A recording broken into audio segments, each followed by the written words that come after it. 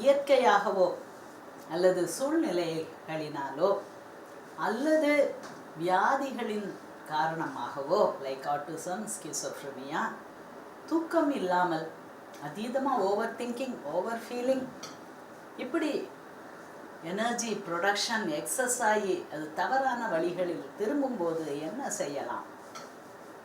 First normal பீப்புளை பற்றி பேச விரும்புகிறேன். நான் ஒரு ஹைப்போமேனிக்னு சொல்லியிருக்கேன்.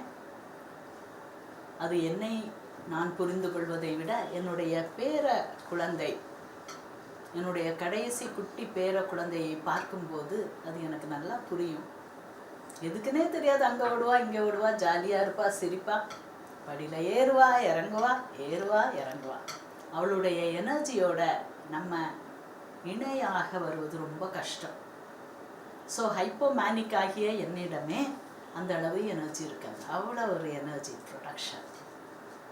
ஸோ எனர்ஜி ப்ரொடக்ஷன் ஹையாக இருக்கும்போது என்ன வேணும்? தூக்கம் வேணும், ரெஸ்ட் அண்ட் ரிலாக்ஸ் வேணும், பாய்ந்து தாக்கவும் தெரியணும், பெரிய பெரிய ப்ராஜெக்டை லான்ச் பண்ணி கொண்டு போகவும் தெரியணும், அமைதியாக ரெஸ்ட் அண்ட் ரிலாக்ஸ் பண்ணவும் தெரியணும்.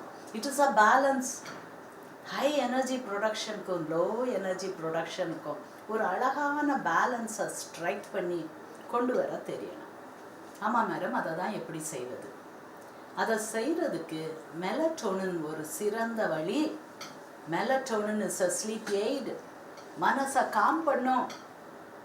நிறைய நேரங்களில் நான் காலையில் 2 மெலட்டோனின் 10 mg அப்படின்னா 20 mg ஆஃப் மெலட்டோனின் நான் எடுக்கும்போது அந்த ஹை எனர்ஜி ப்ரொடக்ஷன் என்னுடைய பாடியை அஃபெக்ட் பண்ணாமல் இருப்பதை நான் பார்த்திருக்கிறேன்.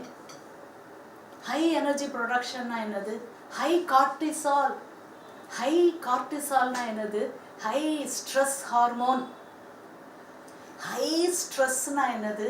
வியாதிகள். ஹார்ட்டை பாதிக்கும். என்னுடைய ஹார்ட் தடன்னு எங்கேயோ போகும். இதை நான் உணர்ந்து கொள்வேன்.